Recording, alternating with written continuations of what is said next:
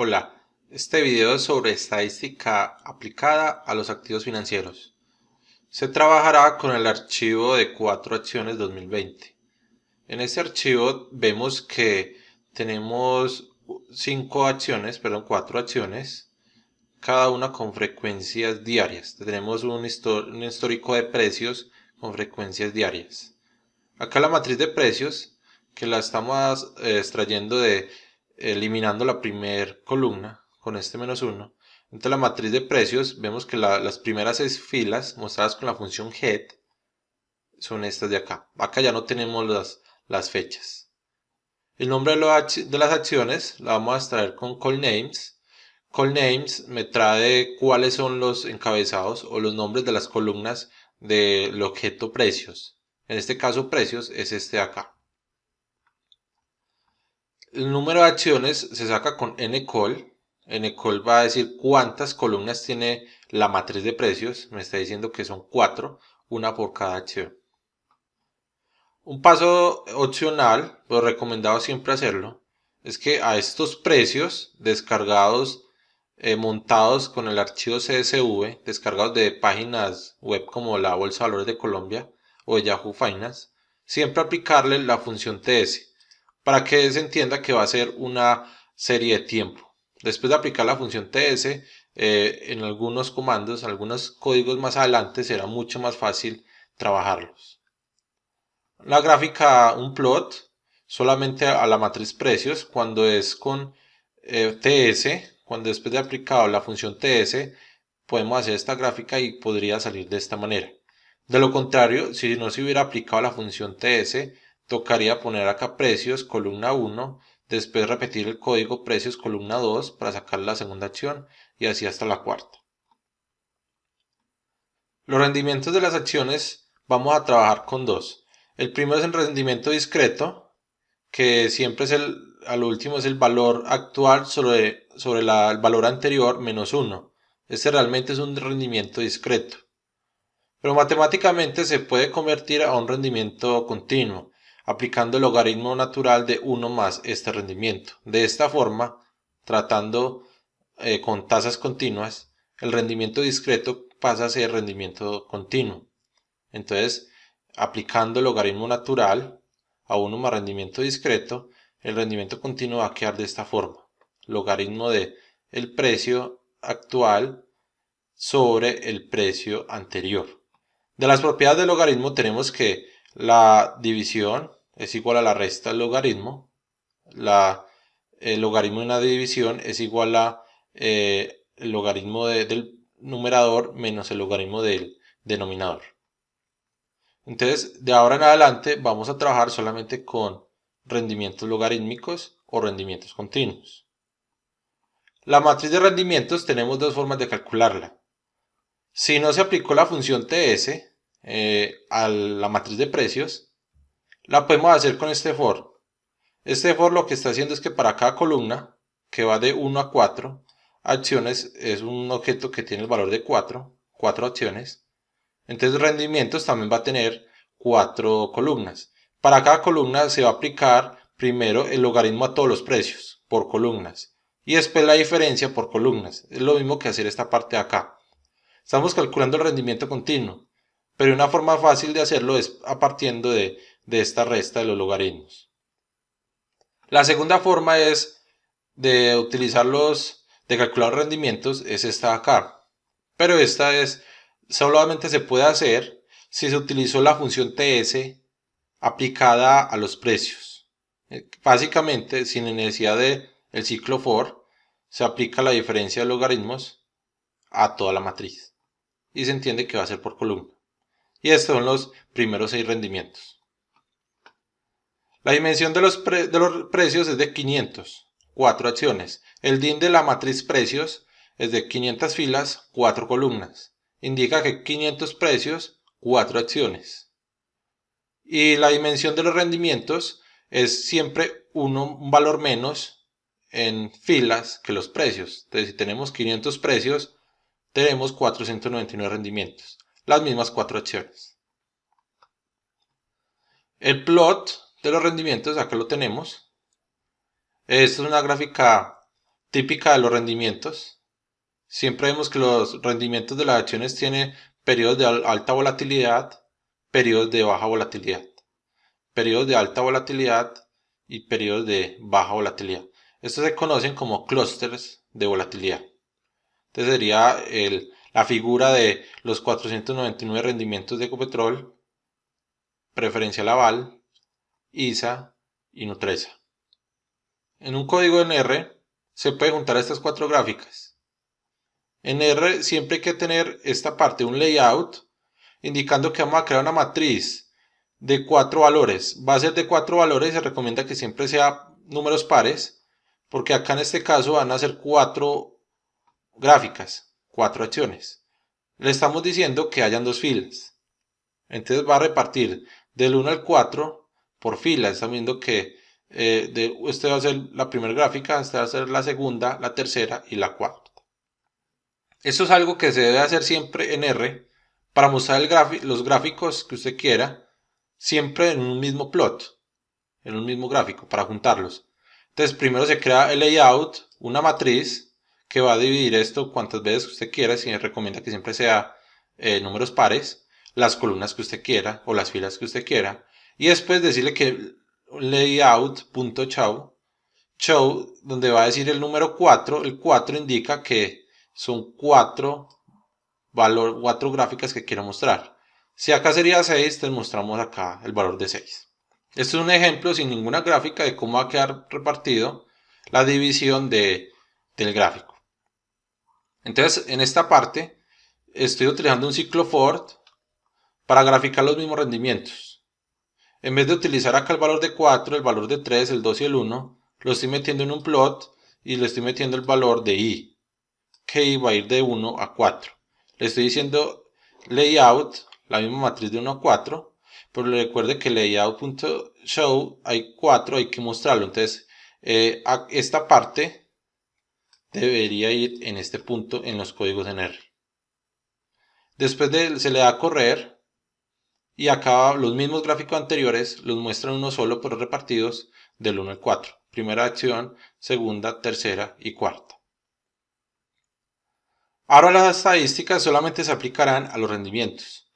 Sin necesidad de descargar algún paquete, la función summary aplicada a los rendimientos saca estas estadísticas muy básicas. Siempre va a sacar cuál es el valor mínimo, o sea, cómo está aplicado a los rendimientos, cuál es el mínimo de los rendimientos, el máximo de los rendimientos, el primer cuantil, es decir, el primer 25%, cuál es la mediana, el valor medio, desde el menor al mayor, cuál es la distancia, el punto que separa la mitad de la distancia, cuál es el promedio, el tercer cuantil que es el 75%, un percentil del 75%, y siempre lo va a sacar para cada una de las acciones. Pero para tener más datos, se puede descargar el paquete FBasic. En R sería utilizar este código, tal cual, siempre con estas comillas. Se va a instalar este paquete. Después hay que llamar a la librería. Y Basic Stats, aplicar rendimientos, es la función que va a sacar estas estadísticas básicas a los rendimientos. Entonces, después de instalarlo, llama a la librería y aplica la función que necesitamos, salen estos resultados. Tenemos 4 columnas, una para cada acción. Dice que hay 499 observaciones que indican 499 rendimientos. No hay ninguna celda, casilla vacía con NAs. Valor mínimo, máximo. Primer cuartil, que es el percentil del 25%. El tercero, que es del 75%. La media, la mediana, la suma de todos los valores. Y esto que es algo del error medio y un intervalo de confianza del error. Acá tenemos la varianza, la desviación estándar, que es la raíz de esta varianza, el sesgo y la kurtosis. Entonces vamos a ver que la media de estos rendimientos siempre es aproximado a cero, es muy cercano a cero. Esto es uno de los supuestos de las finanzas, es que los rendimientos logarítmicos o los rendimientos continuos se distribuyen con una distribución normal, con media cero y varianza constante. Pero eso nunca se se puede determinar, nunca lo vamos a ver, o sea, es muy escaso encontrar unos rendimientos donde la media siempre sea cero, se distribuya con una distribución normal los rendimientos y que la varianza sea constante. Pero así todo es un supuesto muy importante en muchos modelos de finanzas. Hablando de que no son distribuciones normales, cuando estamos hablando de la distribución normal, el sesgo es cero. Y vemos que acá las distribuciones están sesgadas y todas son negativas, indicando que la distribución tiene unas colas pesadas amplios hacia la izquierda, o sea, tiene valores muy negativos. La kurtosis, cuando es mayor a 3, este exceso de kurtosis nos está mostrando que las distribuciones son muy leptocúrticas con respecto a la distribución normal. Entonces tenemos que las distribuciones son leptocúrticas. Ahora los rendimientos esperados, que realmente es este valor de acá. La media es un valor esperado en estadística, entonces lo vamos a calcular por aparte. Tenemos dos formas. Si no se aplicó la función TS a los precios, se hace con este ciclo for, al que el rendimiento esperado, rendimiento de esperados, va a ser igual a la función min de cada una de las columnas de los rendimientos. Entonces vamos a tener 4 valores, que son estos de acá, que corresponden a los mismos que tenemos acá. La segunda forma, realmente no es necesario que se tenga la función TS. Ya había mencionado que si había aplicado la función TS o no, pero realmente no es necesario. Aplicando la función TS o sin aplicar, los rendimientos esperados también se puede calcular con la función apply. Apply va a aplicar la función min a todas las columnas. Las columnas son el número 2, las filas son el número 1. A la matriz de rendimiento, entonces va a aplicar la función promedio por columnas a la matriz de rendimientos. Y tenemos estos 4 promedios. Entonces acá tenemos los valores de rendimiento esperados, todos negativos, y la frecuencia es muy importante. Como los precios cargados tienen frecuencia diaria, entonces los rendimientos también tienen una frecuencia diaria. Entonces recordando que estos rendimientos fueron a partir de rendimientos continuos, entonces son rendimientos continuos diarios. La volatilidad, o también llamada desviación estándar, puede ser calculada de dos formas, con este for o con la función apply, siempre utilizando la función s. Entonces nos va a dar que la función s, que es desviación estándar, tenemos 4 valores, la desviación estándar siempre es positiva, y las unidades son diarias, porque la frecuencia de los datos cargados fueron diarios. Si la frecuencia de los datos hubiera sido semanal, entonces esto sería semanal. Podemos ver que la acción más volátil es la de Ecopetrol y la menos volátil es la de Nutresa. Esto indica que la dispersión de la distribución en general es más dispersa la acción de Ecopetrol y menos dispersa la acción de Nutresa. Todo esto con respecto a su media. Los histogramas son una forma sencilla de analizar los datos cargados, en este caso los rendimientos continuos. Cada rectángulo va a representar un rango y la altura va a decir cuántas veces o el porcentaje que ese rango de valores se ha repetido en la matriz de los rendimientos. Entonces acá podemos ver que los valores alrededor de 0, que es aproximadamente la media de los rendimientos, ahí está la mayor cantidad de valores de los rendimientos. La mayor cantidad de valores de los rendimientos. Eso también se ve porque estas distribuciones tienen unas kurtosis muy altas, son muy leptocúrticas, que indica que todos los datos, o todos los datos no, la mayoría de los datos, o una gran cantidad, están alrededor de la media. Haciendo este histograma con la función curve, aplicando una distribución normal, ¿cómo sería si los datos fueran como una distribución normal? Deberían seguir la curva negra, pero vemos que se sobresalen. Esta parte que sobresale acá ya sería porque los datos son leptocúrticos. La distribución normal siempre es mesocúrtica. Y ya por encima, entre más por encima tenga estos datos, estos histogramas, quiere decir que todas estas distribuciones son leptocúrticas. Estos sesgos a la izquierda quiere decir que hay unos datos muy negativos, unos datos demasiado negativos. Viendo las gráficas que tienen el comportamiento de los datos de la última crisis de acá de la pandemia, vemos que hay unos valores atípicos en los últimos días. Entonces, esto hace que el sesgo sea negativo y cada vez más negativo. Ahora la función densidad con la función lines, agrego la densidad de cada uno de los rendimientos. Podemos ver que esto hace referencia a las distribuciones empíricas. Son distribuciones empíricas porque no se asemejan a una distribución teórica. La distribución teórica es la normal. Entonces, como no se asemeja, entonces hay que sacar una distribución empírica. La empírica sería esta línea azul. Estos valores de la línea azul. Acá está la comparación entre distribución normal y distribución empírica. Viendo esto, sabemos que los rendimientos continuos no se distribuyen como una normal, media cero, varianza constante. La media cero de pronto es el único supuesto que se puede cumplir, que es una aproximación. Por la varianza constante vemos que no, porque hay periodos de alta volatilidad y periodos de baja volatilidad. Pero una forma de ver también si los datos son normales o no es por medio de la función QQ-norm, que va a sacar estos puntos. La función QQ-line, que va a sacar esta línea que es la referencia. La línea es, suponiendo una distribución normal, cada uno de los percentiles de la distribución normal debería estar en esta línea recta. Los puntos de la distribución empírica son estos negros. Si se sobresalen de la línea, la QQ-line, quiere decir que en esas zonas la distribución normal no se asemeja, la distribución empírica no se asemeja a la distribución normal. De acá podemos ver que en la parte izquierda de la distribución, los puntos de la distribución empírica están por debajo, entonces quiere decir que son más negativos que una distribución normal.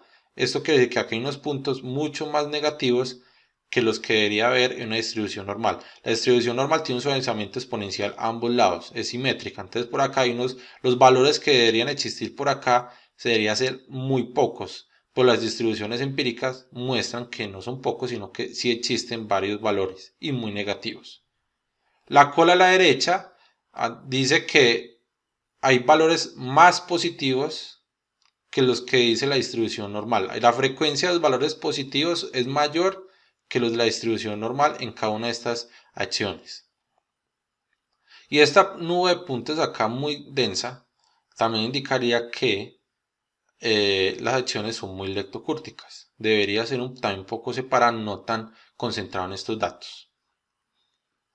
Ahora la covarianza. La covarianza del movimiento conjunto entre una acción y la otra, dependiendo de sus unidades. De acá podemos ver que es una matriz simétrica. De la diagonal para abajo son los mismos valores de la diagonal para arriba. Pero un análisis mejor del movimiento conjunto siempre va a ser a partir del coeficiente de correlación. La correlación es la covarianza normalizada entre las desviaciones estándar de cada uno de los activos y va a medir el movimiento conjunto entre las dos acciones, pero va a estar entre un rango entre -1 y +1, pasando por 0. Esta correlación indica lo mismo que la covarianza, pero ya está normalizada. Entonces es mejor leer la correlación que la covarianza. Entonces la correlación, acá vemos que la correlación entre el movimiento conjunto entre Ecopetrol y Ecopetrol es de la variable X con la misma variable X, es 1, 100%. Siempre va a ser 1. Entonces la diagonal siempre es 1. De la diagonal para abajo, lo mismo que la diagonal para arriba. Entonces acá podemos ver que cuál es el movimiento conjunto entre Preferencial Aval y Ecopetrol. Dice que es 0.65. Quiere decir que si una de las acciones sube 1%, la otra en general va a subir, pero el 0.65%. ¿Por qué va a subir? Porque el coeficiente de correlación es positivo, recordando que también puede tomar valores negativos. Si fuera de menos 0.65, quiere decir que cuando una acción sube, la otra en general, entonces es un promedio en general, va a bajar 0.65%. Si la correlación entre las dos hubiera sido 0, significa que cuando una sube, la otra generalmente no se sabe qué posición va a tomar, si va a ser alcista o si va a ser bajista. Significa que si la correlación es igual a 0, los activos están incorrelacionados. Entonces vamos a tener los dos extremos. Correlaciones negativas si es -1, cuando una acción sube 10%, la otra en general va a subir el 10%. Cuando es +1, si una acción sube 20%, la otra también sube el 20%. Entonces hasta acá esto es un repaso de estadística, pero solamente aplicado a los rendimientos financieros de 4 acciones.